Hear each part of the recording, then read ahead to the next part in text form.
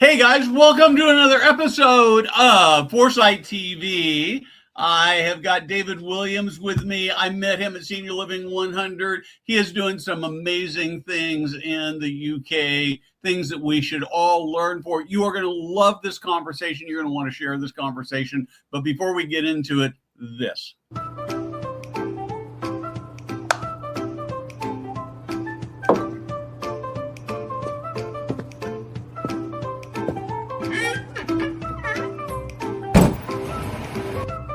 Hey guys, Steve Moran here.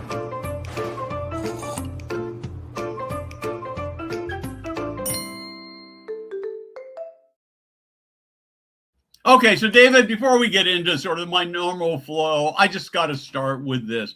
How is it that you decided to build a senior living community in a chocolate factory? Well, older people in a chocolate factory, what's not to love about that, really? I think it was a no-brainer, to be honest. I mean, we always look for sites that have certain character and certain appeal, and this was probably the largest manufacturer of chocolate, an old factory, southwest of England, and so yeah, it was perfect for us.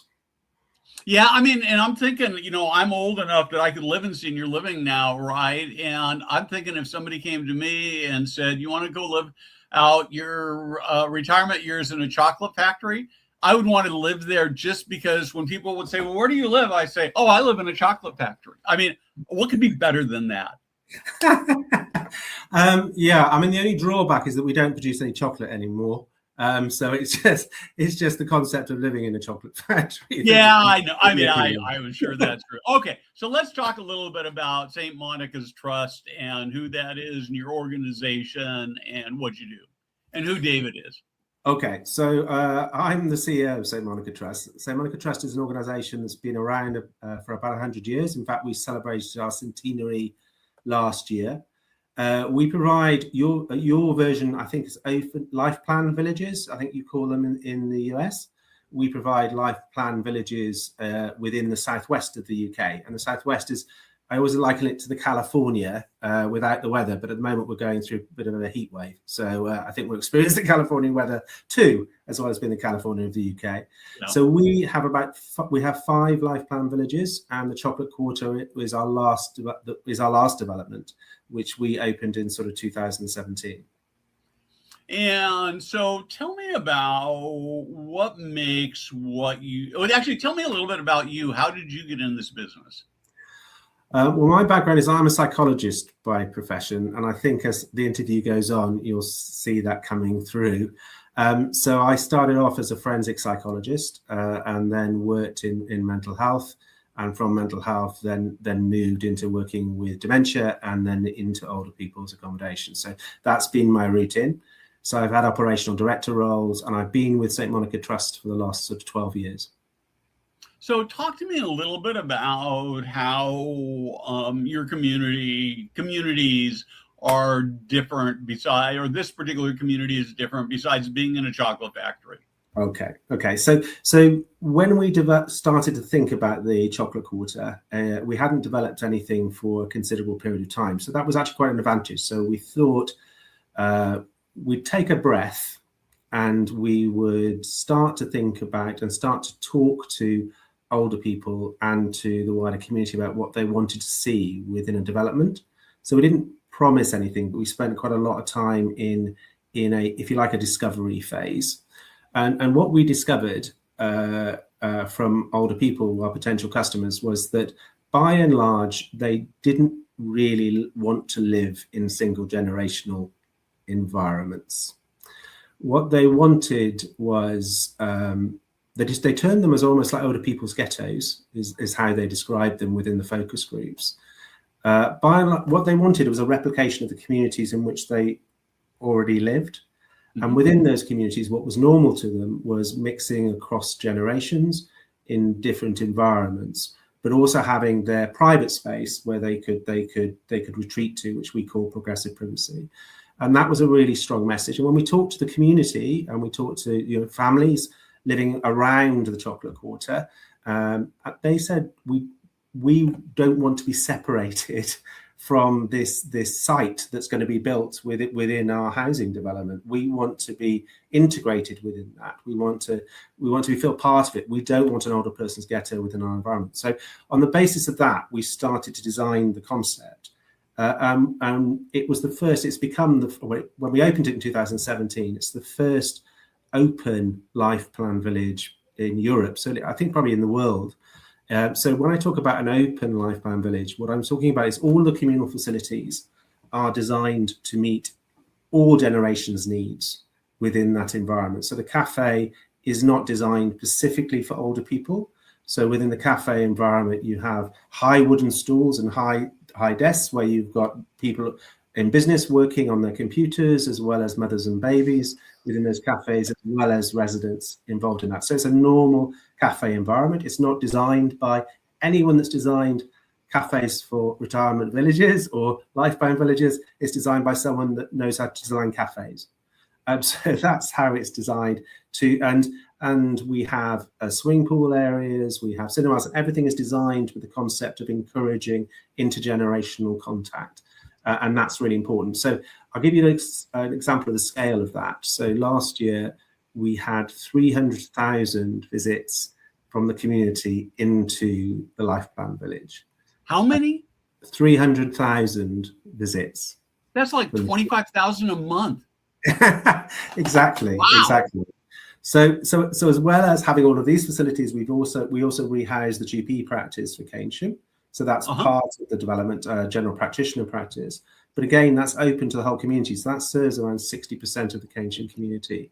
So it's vibrant. So the atmosphere there is like a normal village that you would experience if you weren't living in sort of a gated community. Okay, so I'm doing a little mind reading of existing senior living providers here in the U.S. and Canada, and perhaps in the UK as well. Yeah. So the first thing I'm thinking is, but what about security? Yeah, everyone says that, and I think everyone uses this concept of privacy and security. We are protecting older people, and therefore, in order to protect older people, we need to put walls up. And that's almost become the predominant Western model and actually it's spreading. It's become the worldwide model where we put the walls around older people. If you actually ask older people whether they want those walls, by and large, they don't want those walls.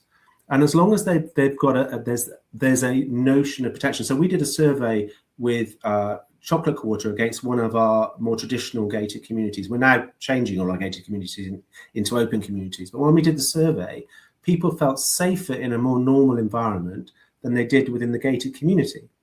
So what they were saying within the gated community is because we have these big gates around, we're more afraid of what's outside of the gates than we would be if you have an open village where you feel there's nothing to be scared of. There is in our designs, there is a sense of privacy in the fact that in terms of there's the public spaces, which are the communal areas. The private spaces are the corridors and people's apartments off that. So semi-private is the corridor, private is people's apartments, and those are fob accessed entry. And we operate a sort of a concierge service like you would see in a mall. We have lots of entrances in, and we have a concierge in the centre. But people feel safe within that environment. And I think sometimes people feel less safe if you put these walls around because they become fearful. So I mean, psychologically, that makes perfect sense, right? You put up these barriers to be safe, and it actually makes you afraid of everything outside that. And that'd be interesting to do some studying of that phenomena, right? And not just for older people, but for everybody. So the second question that comes up is, if you have your dining venues open to the public, what happens if the residents come down and want to eat and there's no place to sit? Well, we've had that issue on a couple of occasions. Okay. And so it's about trying to create that capacity, but it's also about changing the nature of eating. So within gated communities, you have your dinner gong, where everyone comes down. This is the time you eat, and this is the time you have lunch, and this is the time. Well, actually, in normal communities, we don't work like that. We eat when we want to eat. And often if you're retired, you don't want to eat your breakfast at 7 or 8 in the morning. You want breakfast at 10, 10:30, 11 o'clock. You want brunch at 2 o'clock in the afternoon. And what we found is that as we've opened up one of our other villages into and particularly the cafe area, is people then start to adopt more normal behaviors. They move back to the behaviors that they had when they lived in normal communities. And they start to eat at different times, and actually they're happier because they're not all congregated together to eat lunch at the same time. It's not a normal thing. So, do you find, and when they do go in to eat, are the residents mostly eating with the residents? Are they interacting with people in the community, or what does that look like? It's a real mix. So what we have found is that because we've designed intergenerational communities, the residents within the open villages are visited far more by their younger grandchildren. And so often what you find is that you'll have residents in the cafe with their grandkids and their own children, and they're mixing and having fun. And then you've also got business people and mothers and babies. But I think the interesting thing is that people do start to form relationships, and certainly in the pool area. Again, our pool area is open. There are some resident-only sessions because there are some residents that really want that privacy. Right. By far, the majority of sessions are open, and in those sort of sessions, what you find is intergenerational relationships developing. We also have a pottery on site, for example, and do you know, an 18-year-old can be really rubbish at pottery alongside a 90-year-old who's equally rubbish at pottery. And they love a good bitch, have a glass of wine in the cafe and in the bar area. So they start to form more natural relationships and not forced relationships, if you understand what I mean. It's relationships that are developed through a joint interest rather than because you're old. And I think that's a really critical factor in terms of the concept of open communities, is that you're creating environments that allow people to come together with similar interests. So for instance, in our cafe environment, we're part of the comedy circuit in the local area. And some of those comedians are really risque, they are really risque. Yeah. They don't appeal to all residents, but for some of our residents, alongside some of the community, this is the best event ever. And so they develop this camaraderie with people living around the estate, and they're saying hello to each other as they're wandering around in the town centre. They develop that relationship. There are other groups like opera. We've had opera in another part. So we're part of the music scene, and we've had an opera. That doesn't appeal to the residents who particularly like the comedy night, but it appeals to a different group. But it's about creating environments where those relationships can start to form rather than forcing them. But we don't have this concept, is you're all a single generation and you're all going to like wartime music, or you're all going to like, this concept of aging or rock and roll songs, because actually not everyone in that age liked rock and roll songs. So it's about creating connection, but it's also about creating choice for people, so that they choose which events they go to, and often when they go to those events, they meet like-minded people of different ages. This is cool. So for the pool, do you charge people come in and pay from the outside and pay for a 2-hour session, or how does that work? We do. There's a membership. We've got a huge waiting list for membership, around 400 people waiting to be members of the pool and spa and gym area. But I'll tell you a funny story about the pool. This always makes me think that this model's correct. So when we did the big discovery phase and we asked people about whether they wanted a pool, there were 2 older ladies in the focus groups that were, I think 3 older ladies that were really vociferous that they would never use a pool, never ever use a pool. They said they wanted one because they wanted to show off to their neighbours, but they never would ever use the pool, and they were really clear about that. And I did my first tour with a group of professionals around the site, I think probably 3 months after it opened. And I walked into the pool area, and there was these 3 old ladies sat in the jacuzzi in the pool. And I said to them, look, you told me, you were really clear that you would never, ever use this pool. And they said, David, turn around. And I turned around, and in the swimming pool were the local football team, who had just finished their training, and they said same time every Thursday. They said same time. I love it. I love it. That is so cool. But that's about living. It's about not aging. And I think this is often we, as a society, this concept of protection and privacy, we take away the fun element of life. And that for me really is a clear example that this is working, because actually they're just enjoying looking at younger bodies. I mean, that's what they want to do. So what's your average age when people move in? I'm assuming it's probably younger than most communities. Yeah, so in UK, the average age moving in is around 83. So in the Chocolate Quarter in 2017, our average age was 75 that moved into the environment. All of that cohort is now aged. But one of the other factors that you see from an open campus that you don't see within a closed campus, which I think is really quite interesting, is often when you have the first cohort that come in, by around year 5 or year 6, people are complaining that the other people around them are very old. Yeah. And it's like you and I. Every time I see my best friend, I think they've aged really badly. But when I look in the mirror, I think I look wonderful. Yeah. And that's the same effect. So actually, in closed communities where you're surrounded by older people, you feel at certain points that you're living in a care home environment, and you're feeling you're an aging, and it's almost like sucking the life out of you. And you see more complaints at that level. In an open community, what happens is you don't view the people that are living in the apartments, because you're seeing such intergenerational contact. The aging process isn't as visible to you as an individual. So we see far less complaints, if you like, within the open community that the population is aging. In fact, we don't see those complaints within the open communities, because actually because the way it's designed is that it's constantly evolving, they're developing new relationships. Well, one of the things you said that is really fascinating to me is I've visited hundreds, maybe thousands of senior living communities, and the smaller ones don't have pools, but I've been to a lot of communities with swimming pools, and mostly they don't get used very much. And so you've got a swimming pool where not only is it used, you've got a waiting list to get in. And that's really a powerful lesson for people who have swimming pools, is to rethink. I assume this is an indoor pool? Yeah, it's an indoor. Yeah, in the UK, it has to be an indoor pool. We can't have outdoor pools here.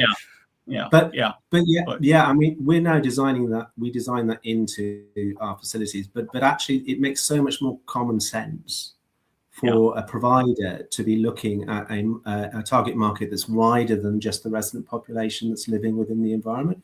It benefits the resident hugely, but it also benefits the provider, because those facilities become sustainable. If you have a membership scheme and you have 1,000 members coming in from different generations, you've got a really sustainable scheme. It's the same as cafes and restaurants. Our cafes and restaurants make money because actually there's a really large throughput of individuals coming in and using those facilities.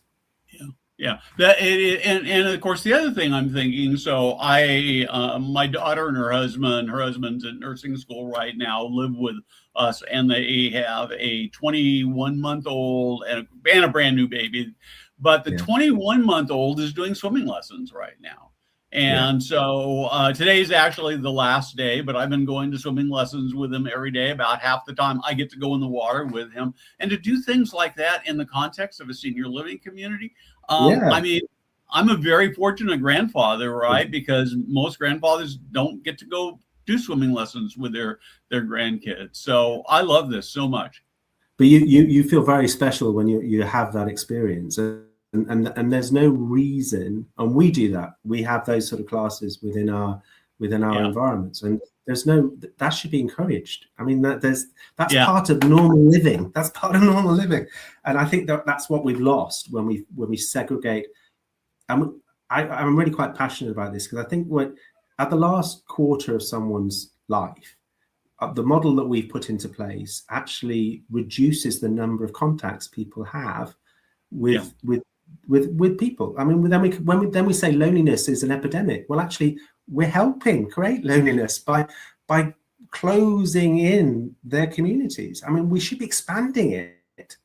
and we're not. And I think that's what I'm passionate about, is we can design in a very different way and get very different results. Yeah. Well, I'm in an age where I could start thinking about senior living. I've still got a few years to go, but as I have thought about, would I move into senior living? When would I move into senior living? My biggest complaint has always been, I don't want to just be around a bunch of old people. And so I think what you're doing now, one of the things that I remember you talking about, there are two other things I want to touch bases on. One of the things you said, though, we were already sort of touching on, is that you create spaces for grandkids. Yeah. And I'd like you to expand on that a bit more. Okay. So within our environments, we when we talk to our residents and potential customers, one of the things they said is that we want our grandchildren to want to visit us. We don't want them to be dragged by the nose to come and see us and be on their phones all the time, because they just want to get out of there. So we want you to create environments that allow that to happen. So for instance, our cinema runs children's films over the summer, and often the grandparents like yourself, I mean, they're doing childcare. So actually, having children's films on Saturdays, they're all in there with their grandkids, and they're having a glass of wine, the grandkids having the popcorn, and it's fantastic, and it's designed so that the child is really excited. It's a cinema experience. The child loves it. When we have when we sort of in terms of other things we've done, we've created for the very young, we've got almost like a nursery type environment, and we've placed that almost opposite some apartments, and actually what we found is certain members who felt that there's going to be a longevity in terms of the caring role wanted to live around that site. So that's got little chalkboards, and it's got thing. In our cafes and restaurants, we have high chairs left, right, and centre. We run a ballet class, so Saturday is the ballet class in our physio suite, so all the little ballerinas are coming down the corridor on a Saturday doing ballet classes. It's all about just providing something that excites all generations, because that's the way to. And actually, when we do the evidence, we get far more visits from people's grandchildren and their children into this environment than you have within a closed environment, because actually they enjoy it. Yeah.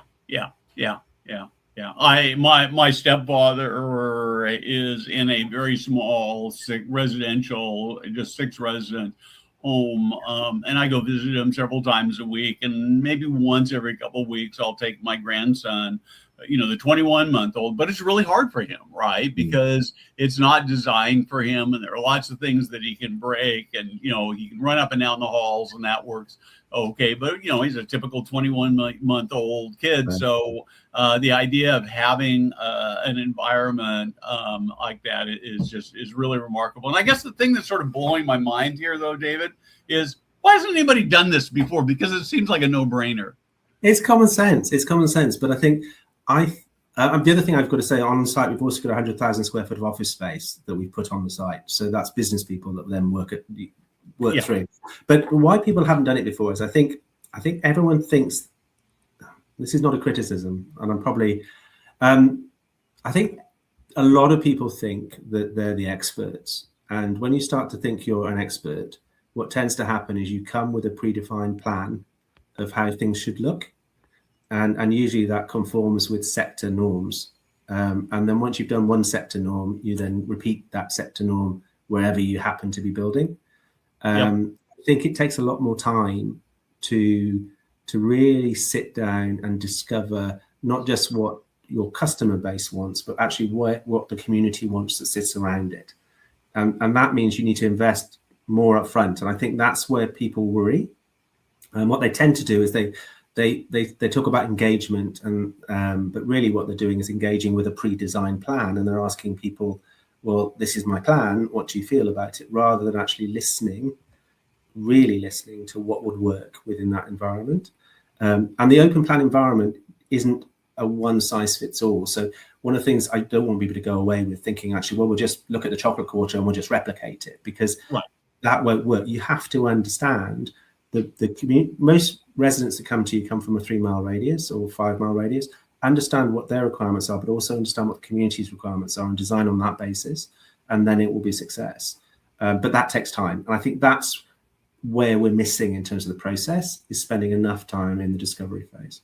So if you don't mind me asking, can you talk, are you able to talk about sort of what percentage of your overall revenue comes from outside the residents themselves?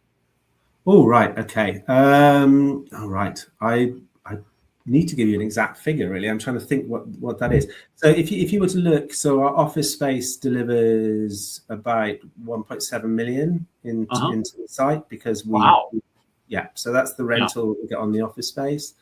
Around our revenue for the cafe, I think we're generating 70,000 a month from the cafe utilization. And that's mostly the external people on top of our normal residents. So that we also control the parking on the site as well. So we get a huge amount of parking income, about 340,000. So there's lots of different funding streams that are coming in from outside that support the margin. So in terms of our margin, in terms of our retirement living, that's around 35%. Yep. And our care home margin is around 18-19%, because that's less affected by the external contact. So it's a good business model. Yeah, I mean, I guess that's the thing I'm looking at, is that people tend to think of these things as mostly as cost centers, and perhaps they should be looked at as additional revenue sources, without having to say, I'm trying to figure out how to extract more money from our residents. Maybe you can provide amazing things. So, but I think, Steve, just to add into that, I think when you go to a conference within retirement living, often what they're talking about is maximizing income. This is the unit size, maximizing income. That's right. Engineering this. Actually, if you start to please the customer and really understand the customer base, then that maximizes your income. Yeah. Because actually that drives business performance. And I think sometimes there's lots of examples of disasters where everything's been value engineered to death, but the unit price looks really attractive, and it doesn't work. So I think we really need to balance that out. Yeah, I've got a brand new keynote speech that I'm working on right now, where I talk about how I tried that approach when I was very, very young with some care homes, and it was a complete disaster. So a couple more quick things. We're going to run a little over here, I'm telling you, Jada, right now, but a couple more quick things that I want to talk about is you do not maybe have even banished the term resident engagement. Yeah. Talk to me about that. I hate the term resident engagement, and I did a bit of a straw poll with older people, and they hate it as well. It's paternal. It feels like a communication directly to older people, and you're just seeking approval. It's very similar to sort of a tick box exercise. So we've moved away from engagement to contribution. So for us, I've already talked about connection, choice, and the contribution piece. So active involvement is what we want from our residents, not acquiescence. And so an example of that is we've just launched a beer company. So our residents have formed a beer company, really good beer company. And they had their first brew last year. The second brew was out this year. We sold out on the first brew. And that's every aspect of that is run by our residents, and older people from the community. So that's from the growing the hops, the harvesting, the tasting and developing the beer, and the working with the brewers to get that brew. And it's hugely successful. I mean, the first lot we produced 3,000 cans. We grow the hops on site, 30,000 cans, and we grow the hops on site, and we've sold out completely. So that's an example, I think, of contribution. Other areas of things, like befriending, where we choose a friend for someone because we think they're lonely. Well, actually, most of my residents some of them are professors, so actually they're mentoring PhD students, they're contributing, and that's a different type of relationship. So we're always looking at ways of contributing rather than engaging. Well, you have sort of I was trying to look through my notes and I can't find it, so I'll just go blind here. You have sort of a mentoring program that you do for innovation, right? Can you talk to me? Do I have that right first? And can you talk to me about that? So we've got an innovation hub, which we created. We went over to Denmark to find a really good model for innovation, and they were really good. So if you ever get someone from Denmark on, they're very good on the innovation model. I'll give a reference to them. But that means that we've got, within our resident population, we've got 50 resident innovators. And so these are our residents that are keen on developing new technology solutions to aging. And working with universities, they're working with businesses, they're trialing young innovations out, they're active and they're contributing, and that's important. So we have relationships with a huge number of universities, both in the UK and internationally, that use our resident innovators. Who aren't backward in coming forward either. I mean, if they think something is rubbish, they really do tear it apart. But actually, people really respect that, and so it's actually it's not a tokenistic thing. It's a real active participation in changing the nature of how things should be. So I'm ready to come move in. Love to have you, Steve. I don't know that my wife and grandkids would be so happy about me doing that, but it sounds marvelous. It really does. So question for you. So you're redoing another community to make it open like this. What did you get wrong? What lessons did you learn that you're going to do different the second time? Okay, so we. There were some aspects of the build that we didn't use the right specialist to do. So we've got a fantastic health and wellness suite in the Chocolate Quarter, but actually we didn't use someone that was specialist in that, and that was a mistake. So we will, in terms of new schemes, we'll bring that forward. In terms of retro doing schemes, the learning that we have taken from the Chocolate Quarter into our schemes is around opening up those opportunities. But also taking the resident population that exists with you on that journey, because it's a big change. If you buy into a gated community and suddenly you start to open that's a big change in someone's life. So a lot more time is spent in terms of working with people and actually bringing them to the Chocolate Quarter so they can see how it operates and feel comfortable with that change. And is the Chocolate Quarter full? Yeah, we've got waiting lists. We even had someone from I think it was Ohio, that we've opened the last section of it, and there was an older person in Ohio that had heard about it and phoned us up and has reserved a place. So that was our longest distance traveler.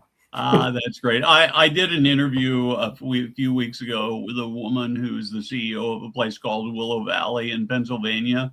And I think she may have been at the same conference. It's a big, huge, beautiful place. I've been to it, spent the night there. And they have residents, I think, from like 40 states. You know, probably 60% of their population comes local, but the other 40% is all over the United States.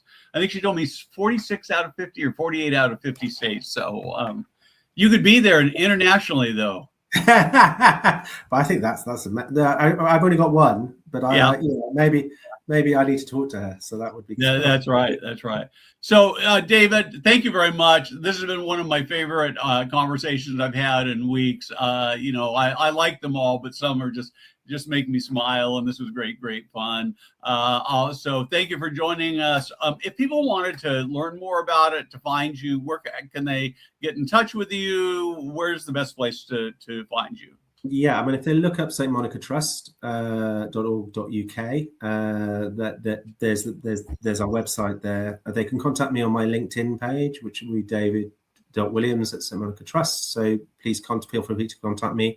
And there's also a placeshaping.co.uk headline as well that people can leave if they want to share information. We're starting to build a network internationally. So we've got some Australians that we're working with and some Americans. To share the best practice in terms of open communities. This has been terrific. And Jada, I want to thank you for producing in the background. You do an amazing job. And so thank you for doing that. David, hang on for just a couple minutes after we are off the air. Thank you.